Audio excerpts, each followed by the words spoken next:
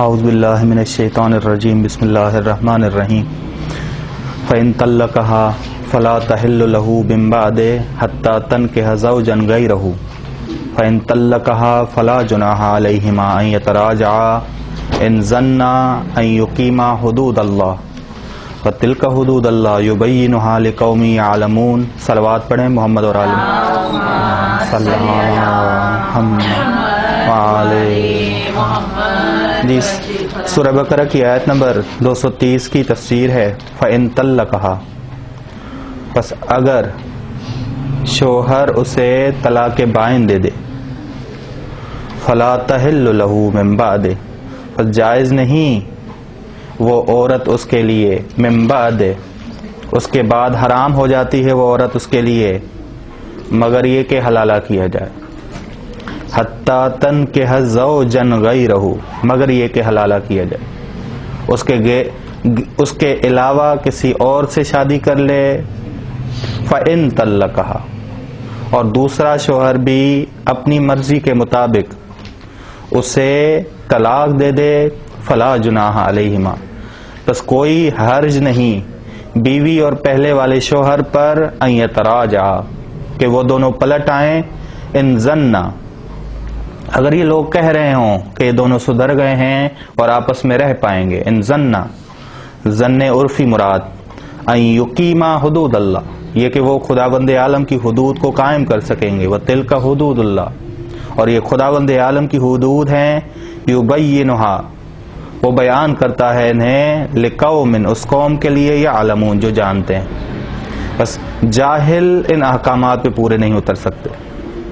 علم ہونا ضروری ہے، عالم ہونا ضروری ہے، وگرنہ جاہل معاشرہ کبھی بھی ان احکامات پہ عمل نہیں کرے گا. ٹھیک.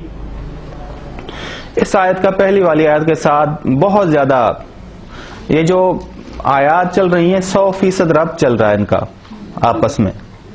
پہلے بات ہوئی کس کی؟ قسم کی بات.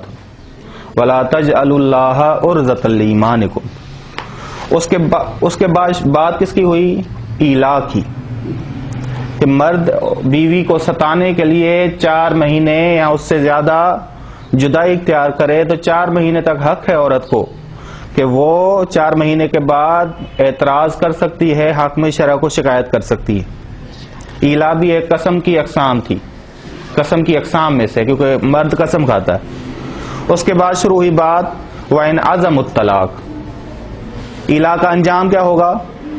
طلاق. ہم نے کہا کہ ایلا کا انجام کیا ہوگا؟ طلاق. اس آیت کے بعد والمطلقات، طلاق رجعی کی بات ہوئی، طلاق رجعی کی بات ہوئی آیت نمبر 228 میں. طلاق رجعی کی بات ہوئی. والمطلقات یتربصن بانفسہن ثلاثۃ قروء. اس آیت میں طلاق رجعی کی بات ہوئی.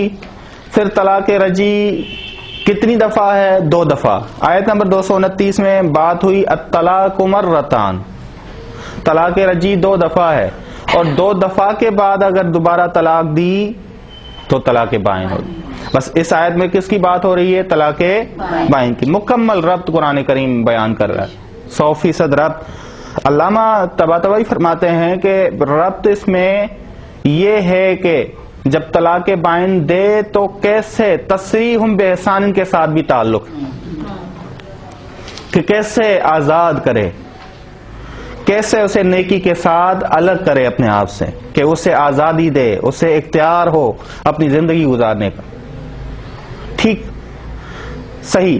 فَإِن طَلَّقَهَا، اگر شوہر، پہلا والا شوہر اسے یعنی اس عورت کو طلاق بائن دے دے. ٹھیک. شان نزول اس آیت کا، ایک عورت پیغمبر اکرم صلی اللہ علیہ وسلم کی خدمت میں حاضر ہوئی، کہنے لگی کہ میں اپنے چچا زاد رفاعہ کی بیوی تھی، اس نے مجھے 3 مرتبہ طلاق دی، تو میں نے ایک اور شخص عبد الرحمن سے شادی کر لی.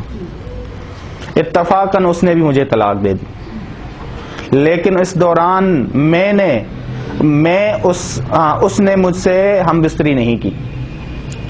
کیا اب میں پہلے شوہر کی طرف لوٹ سکتی ہوں؟ رسول خدا نے نفی میں جواب دیا کہ نہیں. فرمایا کہ پہلے شوہر سے تیری شادی اسی صورت میں صحیح ہے جب نئے شوہر نے تجھ سے ہم بستری کی ہو. ٹھیک. اب کچھ چیزیں ہیں جو تیسری طلاق کے بعد اگر پہلے والا شوہر نکاح کرنا چاہے تو ضروری ہے عورت پہلے دوسرے مرد کے ساتھ نکاح کرے. حتی تنکح زوجن غیرہ، اس کے علاوہ، پہلے والے کے علاوہ. ایک چیز ذہن میں رکھیے گا، اگر پہلے والے شوہر سے، جو پہلے والا شوہر ہے، اس نے 3 طلاقیں دے دی، یعنی 2 طلاقیں رجی، 1 طلاق بائن، اس کے بعد اس نے حلالہ کر دیا، دوسرے سے شادی کر لی، اتفاقاً وہاں سے بھی طلاق ہوئی، پھر دوسری دفعہ اسی سے شادی کر سکتی ہے، پھر دوبارہ اس سے طلاق ہوئی، پھر دوبارہ اس کا حلالہ ہوا، پھر وہ اس کی طرف پلٹ سکتی ہے. 3 دفعہ جائز ہے، اس کے بعد اس مرد پہ 4تھی دفعہ مکمل طور پہ حرام ہو جاتی ہے وہ عورت، مکمل طور. 3 دفعہ اس سے پہلے جو حالات ہیں اس میں حرام ہو جاتی ہے، لیکن قید کی صورت میں، شرط و شرائط کی صورت میں. یہ بس یہ ذہن میں رکھیے گا، اگر روایات میں آیا ہے کہ 3 دفعہ یعنی 9 طلاقوں کے بعد عورت مکمل طور پہ کیا ہو جائے گی؟ آزاد، حرام ہو جائے گی، اس مرد پہ کیا ہو جائے گی؟ حرام ہو جائے گی. ٹھیک. اب وہ نکاح صحیح ہو، وہ نکاح صحیح ہو، جو اس نے ایسا نہ ہو کہ بہانہ ہو، ایگریمنٹ ہو، وہ نکاح صحیح ہو، بس ہم بستری کے بغیر قبول نہیں ہوگا. سوم، وہ نکاح موقت نہ ہو، نکاح دائمی ہو. ٹھیک. کیوں؟ کیونکہ نکاح موقت میں معین مدت کے بعد طلاق دینے کی ضرورت نہیں پڑتی، طلاق دینے کی ضرورت ہی نہیں پڑتی. اس وجہ سے نکاح دائمی ہو، عورت خود بخود آزاد ہو جاتی ہے. ٹھیک. چوتھا، دوسرے شوہر کی ہم بستری کے بعد اسے مجبور نہ کیا جائے کہ دوسرا شوہر اسے طلاق دے. مجبوری بھی حرمت کے پہلو میں آ جاتا ہے. اب مجبوری 2 طرح سے ہو سکتی، ستایا جائے اسے، عورت ستائے، یا اسے مجبور کیا جائے. یعنی ستانے کے لیے ہو سکتا ہے کہ ایک دفعہ اس کے احکامات کو، اس کی باتوں کو نہ مانا جائے، اس کی اطاعت نہ کی جائے، یہ بھی ستانے کی صورت میں ہے، یا اسے زبردستی کی جائے. ٹھیک. بس یہ تیسری طلاق کے بعد اگر وہ پہلے والے شوہر سے نکاح کر لے تو یہ شرائط ضروری ہیں کہ یہ ان چیزوں پہ وہ عمل کرے تو. ٹھیک. یہ جو واقعہ ہم نے سنایا، اس کے بعد یہ آیت، قرآن کریم کی آیت نازل ہوئی. اس آیت میں تیسری طلاق کا حکم بیان کیا گیا، جس کے بعد عورت سے نکاح حرام ہو جاتا ہے جب تک وہ کسی دوسرے شوہر سے نکاح نہ کرے. یہ قید ہے. 9 طلاقوں کے بعد وہ بھی ختم ہو جاتی. ٹھیک. نکاح نہ کرے، پھر اسے بھی طلاق ہو جائے تو اس سے بھی طلاق ہو جائے، دوسرے شوہر سے بھی طلاق ہو جائے تو اس کی عدت ختم ہونے کے بعد پہلا شوہر اس سے دوبارہ نکاح کر سکتا ہے، اور یہ نکاح باہمی رضامندی سے ہوگا. ٹھیک. اب جی اس میں یتراجع ہے، یتراجع کیا ہے؟ یتراجع یعنی وہ رجوع کریں. پہلا بیوی اور پہلا شوہر، بیوی اور پہلے والا شوہر، ان کو یقین ہو. یقین کیا ہو؟ ان زن سے مراد ہے عرفی اطمینان. لوگ کہہ رہے ہوں کہ اب سدھر گئے ہیں، حدود الہی کو وہ قائم کریں گے، حدود الہی کو وہ قائم کریں گے، بس وہ رجوع کر سکتے ہیں، وہ رجوع کر سکتے ہیں. وگرنہ یہ رجوع بھی اگر حدود الہی کی حفاظت نہ کی جائے تو رجوع کرنا پھر حرام ہو جائے گا. بہت اہم جو چیز ہے وہ ہے حدود الہی کی پاسداری. بس ان زن سے مراد کیا ہے؟ عرفی اطمینان. وکلاء کہہ رہے ہیں کہ یہ لوگ، انہوں نے اپنے آپ کو ٹھیک کیا ہے، اب یہ لوگ آپس میں رہ سکتے ہیں. بس قرآن کریم نے کہا ہے کہ ٹھیک کیے بغیر کوئی بھی عورت پہلے والے مرد سے شادی نہ کرے. اسی طرح مرد پہ بھی اسی طرح واجب ہے. بس بڑا ضروری ہے کہ فلا جناح علیہما، کوئی حرج ان دونوں پہ نہیں ہے. یتراجع کہ وہ رجوع کریں آپس میں، یعنی دوبارہ نکاح کریں. ان زنا، اگر عرفی اطمینان ہو کہ وہ حدود الہی کو قائم کر سکیں گے. حدود اللہ سے مراد کیا ہے؟ یہاں حدود اللہ سے کیا مراد ہوگی؟ عورت اور مرد ایک دوسرے کے حقوق پورے کر سکیں. ٹھیک ہے, حدود اللہ سے یہاں مراد ہے عورت اور مرد, میاں اور بیوی ایک دوسرے کے حقوق پورے کریں. ٹھیک, یہاں مراد حدود اللہ سے یہ ہے. ٹھیک, حتی تنکح زوجا غیرہ, یہاں بھی ایک چیز ملتی ہے, یہ غور سے دیکھیے گا. حتی تنکح زوجا غیرہ, یہاں تک کہ وہ اس کے علاوہ دوسرے شوہر سے نکاح کرے. بس آزادی کسے ہے؟ عورت کو. طلاق کے بعد آزادی عورت کو, کوئی نہ ستایا جائے اسے, کوئی نہ تنگ کیا جائے اسے. تبھی قرآن کریم نے ہم پہلے پڑھ کے آئے ہیں کہ تسریحٌ بإحسان امسکوہن بمعروف, یہ دو قیدیں ضرور لگائی ہیں قرآن کریم نے. ٹھیک, اب جی اس آیت کریمہ نے یہ تراجع سے مراد دونوں کی طرف سے رضامندی کے ساتھ رجوع کرنا ہے. پہلی اور دوسری طلاق کے بعد رجوع کرنا مختلف ہے, وہ ہم نے بتایا تھا کہ رجوع کرنا وہ مختلف ہوگا, بغیر قید کے ہوگا, بغیر قید کے ہوگا. اس رجوع کرنے ہم نے کہا تھا کہ پہلی اور دوسری طلاق میں عدت کے دوران وہ کس کا کھائے گی, کس کا پہنے گی؟ شوہر کا ہی, اور شوہر کے گھر میں رہے گی. ہاں یہ نہیں کہ وہ اس کے کھانا بنا کے دے سارا کچھ, وہ اکیلی رہے گی, علیحدہ رہے گی.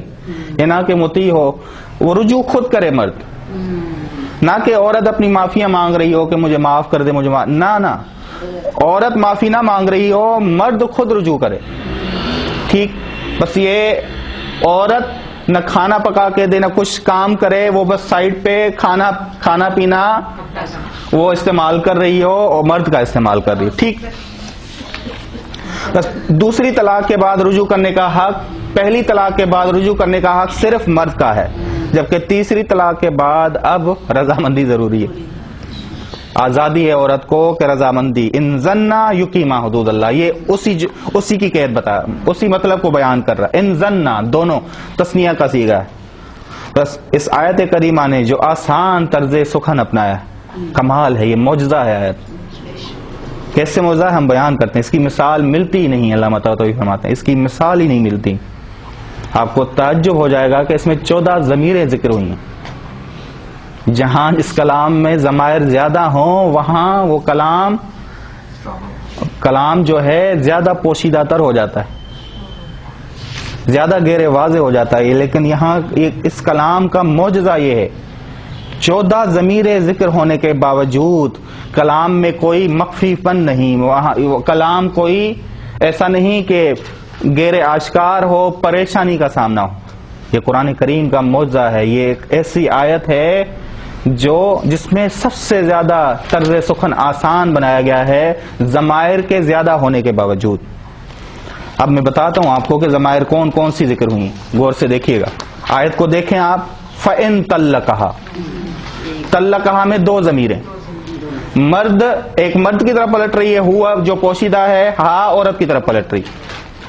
فَلَا تَحِلُّ لَهُ, اس میں بھی 2, کتنی ہو گئیں؟ 4, 6 نہیں ہوئی, 4 ہوئی. فَإِن طَلَّقَهَا 2, فَلَا تَحِلُّ, تحل میں ہی لہو مرد کی طرف, وہ عورت حلال نہیں ہوگی, حرام ہو جائے گی, لہو اس کے لیے, یعنی طلاق بائن کے بعد. 4 حتی تنکح زوجا غیرہ, 2 اس میں, تنکح میں ہی, غیرہ میں ہو, غیرہ والی ہو, 6 ہو گئی. فَإِن طَلَّقَهَا کتنی ہو گئی؟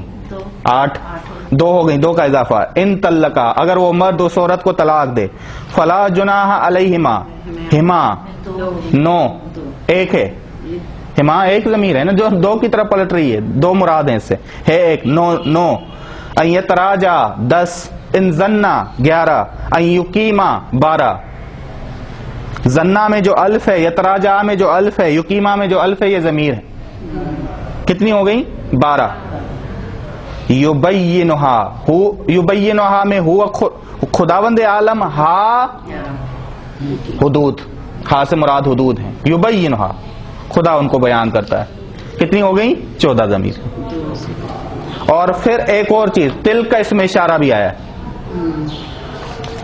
یہ معجزہ ہے کلام, یہ تھوڑا سا چھوٹا سا کلام اتنے ضمائر اور اس میں اشارہ کے ہونے کے باوجود اتنا واضح تر, اتنا آشکار تر ہے. یہ مفسرین کہتے ہیں کہ سب سے بڑا معجزہ ہے کہ یہ آیات جس میں 14 ضمیریں، ایک اس میں اشارہ موجود ہے، اس کے باوجود غیر واضح کلام نہیں، اور آخر میں خداوند عالم نے بھی کہا تلک حدود اللہ یبینھا، واضح کر کے بیان کرنا، حقیقت آشکار کر کے بیان کرنا. ٹھیک، بس علامہ طباطبائی فرماتے ہیں کہ یہ ضمیریں کلام کے پیچیدہ ہونے کا باعث نہیں بنتی. یہ 14 ضمیریں کلام کو پیچیدہ نہیں بناتی، نہ ہی مطالب کو سمجھنے میں خلل ڈالتی. کیوں؟ کہ قرآن نے بیس کیا رکھی ہے؟ ایک دوسرے سے ربط. ہم نے ربط بتایا کہ 100% ریاضی کا ربط ہے. قسم، ایلا، طلاق، طلاق رجعی، 2 طلاق رجعی، پھر طلاق بائن. کتنا ربط ہے، کتنی مکمل حساب کی طرح کہ ریاضی کا جس طرح حساب ہوگا اسی طرح ہی آ رہا ہے قرآن کریم.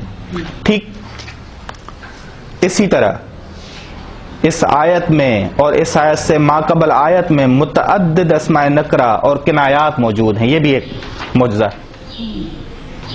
اس اسماء نکرہ موجود، کنایات موجود، لیکن اس کے باوجود کلام میں کسی طرح کا ابہام نہیں پایا جاتا. زوجن نکرہ ہے، زوجن نکرہ ہے.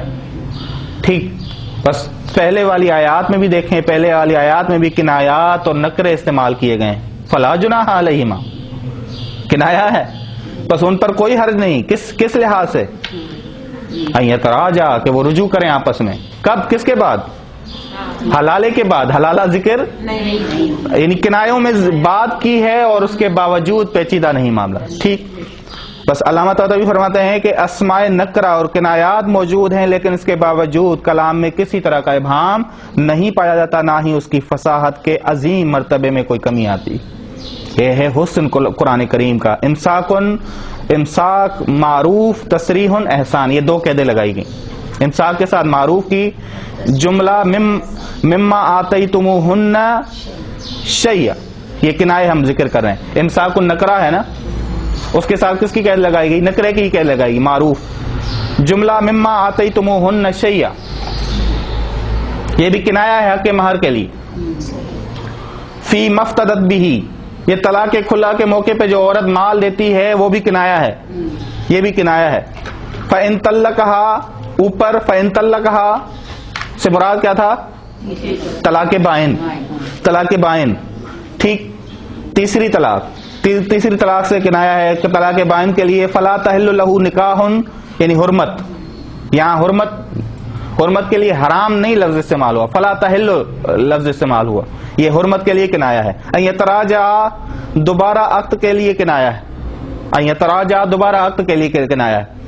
اس کے علاوہ ان 2 آیتوں میں حسن تقابل کی نہایت عمدہ صورتیں پائی جاتی ہیں. غور کرنے کی ضرورت ہے، تفکر کرنے کی ضرورت ہے. ثواب کی خاطر نہ آؤ، ہدف کیا ہو؟ سمجھنے کی خاطر، سوچنے کی خاطر، اس کے بعد ثواب ملے گا. ثواب پڑھنے پہ نہیں ہے، ثواب تفکر کرنے پہ. ٹھیک، جملہ ان یخافا الا ان یقیما حدود اللہ، اور جملہ ان ظنا ان یقیما حدود اللہ کا تقابل دیکھیں گے. بہت پیارا تقابل، بہت پیارا تقابل. فلا تعتدوها پہلے کہا، اور ومن یتعدی، یہ 2. یہاں کیا استعمال کیا؟ یہاں تلک حدود اللہ، ان ظنا یقیما حدود اللہ. پہلے کیا؟ الا ان یخافا حدود اللہ. یعنی یہ تقابل آپ کرائیں کہ یہ کیوں عبارتوں میں تھوڑی سی تبدیلی لائی گئی. ان میں حسن ہے، اس میں جمال ہے، ان میں معجزات ہیں، ان میں معجزات ہیں. ٹھیک، روایات امام باقر علیہ السلام سے مروی کہ آپ علیہ السلام نے فرمایا کہ طلاق شرعی طلاق یہ ہے کہ مرد عورت کو طہر، حالت طہر میں، جبکہ اس سے اس حالت میں ہم بستری نہ کر چکا ہو، 2 گواہوں کے سامنے طلاق دے، پھر اس سے دوری اختیار کرے. یہ کون سی طلاق ہے؟ طلاق رجعی ہو یا طلاق، ہاں جی، چاہے طلاق بائن ہو، تاکہ وہ عدت پوری کرے. پھر جب وہ عدت پوری کر لے تو وہ اس کی زوجیت سے خارج ہو جائے گی، یعنی طلاق بائن. اور اب اس مرد کی حیثیت نامحرم جیسی ہوگی کہ اگر مرد اس سے دوبارہ نکاح کرنا چاہے تو عورت خود اپنے اختیار سے فیصلہ کرے گی. کتاب تہذیب جلد نمبر 8 صفحہ نمبر 25. امام رضا علیہ السلام فرماتے ہیں خداوند عالم نے 2 مرتبہ طلاق دینے کی اجازت دی. اس کے عدت پوری ہونے سے پہلے رجوع کر لے یا نیکی کے ساتھ چھوڑ دے، احسان کے ساتھ چھوڑ دے، یعنی تیسری طلاق دے دے، چونکہ ایسا شخص ناپسندیدہ ترین عمل کا مرتکب ہوا ہے اور واپسی کا جو اسے حق دیا گیا تھا اس سے اس نے فائدہ حاصل نہیں کیا طلاق رجعی میں، تو سزا کیا ہے؟ لہذا اسے دوبارہ اس عورت کے ساتھ رشتہ زوجیت قائم کرنے کا حق حاصل نہیں ہوگا جب تک وہ عورت کسی دوسرے شخص سے نکاح نہ کرے. یہ سزا ہے مرد کے لیے.